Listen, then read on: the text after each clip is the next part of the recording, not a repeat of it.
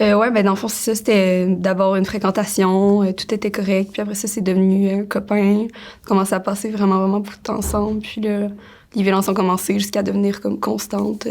C'est difficile à décrire en peu de mots, là, parce que il était vraiment bon. Tu sais, c'est quand même vraiment intelligent. Puis c'était vraiment... tu sais, ben oui, il y avait de la jalousie, mais c'était comme tellement caché que je me rendais pas compte. Tu sais, il partait toujours une chicane au moment où je devais aller voir des amis ou des trucs comme ça, parce qu'il y avait peur que je les aime trop. Tu sais, d'habitude, ça montait progressivement. Puis là, c'était toujours... Ça avait comme jamais l'air exactement de violence, parce que c'était comme pas... Tu sais, maintenant, du côté extérieur, je peux dire, OK, oui, c'était vraiment la violence, mais certains moments, tu sais, c'était comme, je veux t'empêcher de crier ou de parler, ou... Fait qu'il mettait sa main, mais tu sais, en même temps, ça m'étranglait, ou en même temps, ça m'empêchait de respirer, puis, tu sais, il me frappait à des endroits que ça paraissait pas, mais tu sais, il m'a aussi frappé dans le visage, puis il m'a aussi frappé ma tête contre un mur, puis des choses de même. Pourquoi j'ai pas fait la plainte tout de suite? Je voulais être sûre à 100% que je fasse pas la plainte à cause de la frustration que je ressentais, mais vraiment pour les bonnes raisons. Puis je l'ai faite aussi parce que je savais que si... je me disais peut-être que ça marchera pas, mais si je fais pas tout ce que je peux pour empêcher que ça se reproduise, puis qu'un jour j'apprends là, qu'il s'est passé quelque chose, ben je vais m'en vouloir pour toujours. Tu sais, je m'attendais à ce que ça soit difficile, mais pas aussi difficile que ça allait être. Déjà, juste le fait de prendre la décision, là, d'embarquer là-dedans, c'est revivre toutes les émotions qui ont attrait à la violence. Donc, déjà, je savais que ça allait être difficile, mais là, j'avais un dossier, en fait, parce que moi, j'ai été... il y a un moment donné où je me suis enfuie de chez lui. Tu sais, j'étais comme en gougoune, puis c'était l'hiver, là, en décembre. Je me suis enfuie, puis pour que je m'enfuie, il fallait vraiment que ça soit horrible, parce que jamais je m'enfuyais, tu sais. Là, je me suis enfuie vraiment, genre, même si je savais qu'après, ça allait peut-être être pire, tu sais, je me suis enfuie parce que, genre, j'avais peur pour ma vie, tu sais. Moi, je voulais pas qu'on appelle la police. Je voulais juste une ambulance. Quelqu'un a appelé la police. Après ça, bon, les ambulances, si, j'ai refusé d'aller à l'hôpital. Puis là, euh, le- les policiers m'ont dit qu'ils allaient me raccompagner chez moi. Puis finalement, ils m'ont gardé 2 heures dans leur voiture. Puis, en fait, moi, j'ai ressenti qu'ils étaient absolument pas outillés pour ça. Puis à certains moments, même, ils m'ont dit des choses qui étaient fausses. Puis j'ai même ressenti de la manipulation parce que je sentais qu'eux-mêmes se sentaient tellement impuissants face à ce que je vivais qu'ils voulaient vraiment absolument que je fasse une plainte, mais j'étais pas prête. Puis jamais on peut forcer une femme ou un homme ou peu importe là, qui est pas prêt à faire une plainte d'en faire une parce que la personne va vraiment juste le faire quand elle est prête. Puis eux, ils voulaient tellement que je le fasse. Je me suis pas sentie aidée, je me suis sentie contrainte. Tu sais, ils voulaient juste que je lui donne son nom là, que je leur donne son nom. Tu sais, il était comme donne-nous son adresse, son nom, on va y aller. Tu sais, j'ai senti de la manipulation, c'est parce qu'il me disait tu sais, imagine là, qu'en ce moment, il est en état de crise puis il est en train de se suicider. Puis j'ai pas besoin de recevoir ça. Là. Tu sais, il était comme c'est pour lui, on veut l'aider aussi, mais comme il y avait pas à me dire ça, dans le sens que me semble que là, pour l'instant, là, leur but, c'était d'être en relation d'aide avec moi. C'était pas de me mettre sur la conscience que peut-être parce que j'étais partie, mon ex était en train de se suicider, puis que là, fallait que je leur donne. Alors qu'au final, lui, ce qu'il voulait, c'était pas ça, il voulait juste que je leur donne l'adresse, tu sais. Fait qu'ils m'ont ouvert un dossier, puis ils m'ont. Puis il y avait un numéro, puis tout. Fait que là, j'ai appelé ce numéro-là. Parce que je me disais, ben ce dossier-là compte encore. Donc, il m'avait dit, je pense, c'est 6 mois. Donc, j'ai appelé au numéro. On m'a donné un enquêteur qui allait travailler sur mon dossier.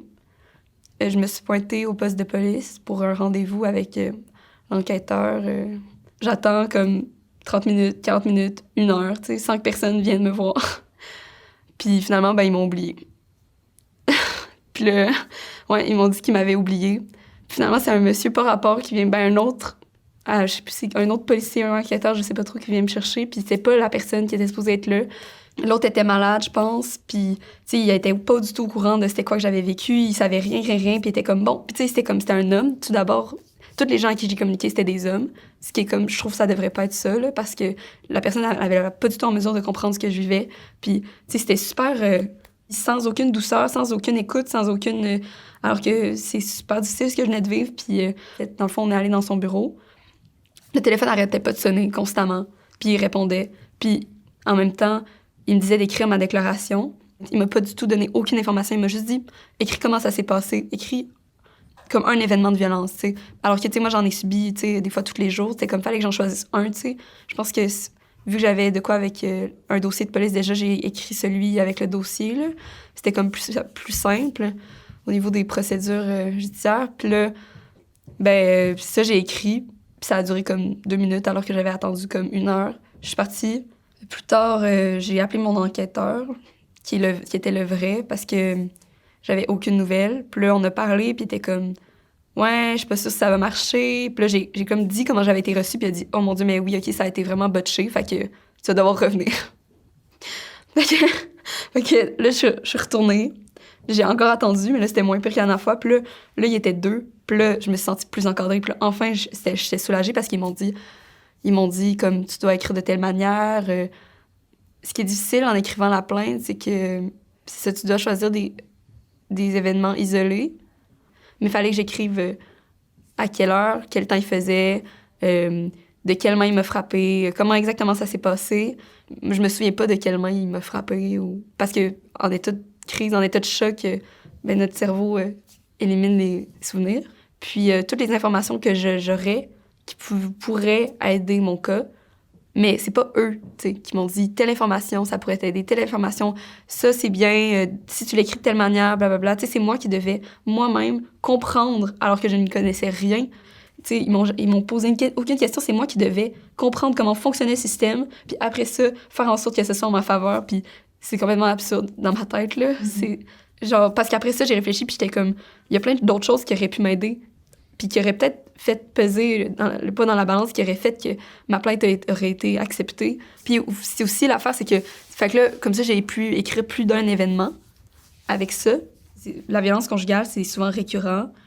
Puis là, c'est traité, en fait, ce qu'ils m'ont dit, c'est traité de la même manière qu'un autre voie de fait. Dans le sens que ce que m'a fait mon ex a autant de poids que, mettons, si tout d'un coup, j'étais saoule, puis j'allais dans la rue, puis je frappais quelqu'un une fois. C'est comme si c'est traité de la même façon, tu sais. Alors que, tu sais, moi, j'en ai subi des centaines de violences. Tu sais, c'est toujours moi qui ai dû appeler pour avoir des nouvelles. Tu sais, jamais on m'a donné des nouvelles, on m'a dit qu'on allait m'appeler. Puis, tu sais, le téléphone répondait jamais. J'avais tout le temps appelé pour avoir des nouvelles constamment. C'était super exigeant parce qu'à chaque fois que j'appelais, ça me remettait dans ces émotions-là. Puis, à la fin, tu sais, en septembre, donc, j'ai fait ma plainte comme en avril, en septembre, on m'a dit que ça marchait pas, là. Selon ce qu'on m'a expliqué. En fait, pour un voie de fait, c'est 6 mois avant que, on pourrait dire, la plainte périme. Mais finalement, ils ont tellement pris de temps à gérer ma plainte que le délai était expiré, tu sais. Mais tu sais, ça, c'est pas de ma faute, c'est leur faute. En fait, mon ami, il m'a dit, puis c'est vraiment ça, c'est comme si, mettons, un professeur arrivait pas à corriger le devoir d'un élève à temps, puis il disait hey, « Excuse-moi, je vais devoir te donner 0 parce que j'ai pas eu le temps de corriger ton devoir. » C'est exactement la même chose, puis c'est comme ça que je me suis sentie. Puis l'autre truc, c'est manque de preuves, mais tu sais, j'avais un dossier de police dans lequel, tu sais, ça dit que j'ai une goutte de sang, tu sais, que je suis en état de choc, que j'ai subi des violences. J'ai 2 témoins, j'ai des cicatrices, j'ai des textos violents, j'ai des objets brisés, tu sais, puis ça, on me l'a pas demandé, mais aussi, tu sais, mon agresseur a avoué à plusieurs personnes qu'il avait fait ça parce qu'on était conscients de ce qu'on vivait. Puis tu sais, si on avait pu chercher plus, ça aurait fait d'autres témoins qui ont dit oui, telle personne me dit que la personne me dit qu'elle avait fait ça. Je sais que moi, j'ai beaucoup de preuves comparées aux autres, tu sais, aux autres femmes qui ont vécu de la violence. Je sais que j'en ai beaucoup. Je me dis, c'est complètement absurde que même ça soit pas assez. Je me disais, la seule façon, en fait, pour qu'une plainte soit reçue, presque, c'est que la femme appelle la police sur le moment de l'agression. Mais ça arrive jamais. Parce que soit l'agresseur empêche la victime, ou jamais, ou la victime a de l'espoir, puis elle veut pas faire ça à la personne qu'elle aime. Elle se dit, je veux pas impliquer la police là-dedans, je veux que ça reste entre nous, on va y arriver. Alors, jamais, jamais. Puis c'est pour ça qu'il y a autant de meurtres, parce que la victime se rend jamais à appeler la police dans les moments parce que la police nous aide pas de toute façon puis qu'on se sent pas aidé par la police. Qu'est-ce qu'il aurait fallu que, genre, mon cri joue en repeat dans leur bureau? Tu sais, qu'est-ce qu'il aurait fallu qu'ils voient, que je dise « Viens, genre, à mon ex, viens me frapper devant eux, ils vont voir, puis après ça, ça va marcher. » Tu sais, déjà, là, je me sentais vraiment chanceuse parce que j'avais tellement de preuves, alors que je sais que j'ai d'autres amis qui ont vécu ça. Puis c'est juste ça, c'est absurde que j'ai d'autres amis qui ont vécu ça, tu sais. Ça devrait même pas être ça. J'ai d'autres amis qui ont vécu ça, puis ils ont aucune preuve, tu sais. Puis tu sais, on dit tout le temps, comme, ah ben, t'as juste à faire une plainte, ou, ah mais pourquoi tu fais pas une plainte? C'est une formule magique, ça. Ah, fais une plainte, c'est fini. Mais non, c'est pas ça, ça, ça change comme rien. Puis, tu sais, je suis contente parce que, je suis contente de l'avoir faite pour les bonnes raisons, ma plainte, parce que je l'ai faite pour, tu sais, en me disant que peut-être que ça marchera pas, mais au moins j'aurais fait tout mon possible, tu sais. Au moins, fait que je me disais, OK, au moins j'ai fait tout ce que je pouvais, puis je pensais à toutes les femmes, tu sais, qui... Moi, je suis entourée, j'ai une famille, j'ai des amis qui m'aiment, qui me supportent, qui me croient, qui... Mais le nombre de femmes qui sont seules, puis qui ont des enfants en plus à s'occuper, puis que personne les croit, que, mettons, leur agresseur est quelqu'un de super populaire, puis gentil, puis que tout le monde aime.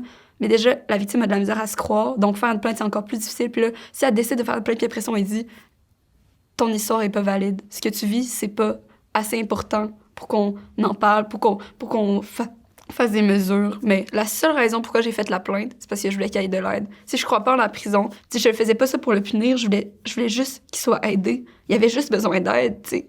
Je voulais juste qu'il ait de l'aide. Une partie du problème des gens qui commettent de la violence, c'est de fuir leurs propres actions. Donc, bien sûr que il est sûrement pas allé chercher de l'aide. Alors, si lui, il est pas allé chercher de l'aide, qui est-ce qui lui en a donné? Personne. Le système de justice m'a pas aidée. La police m'a pas aidée.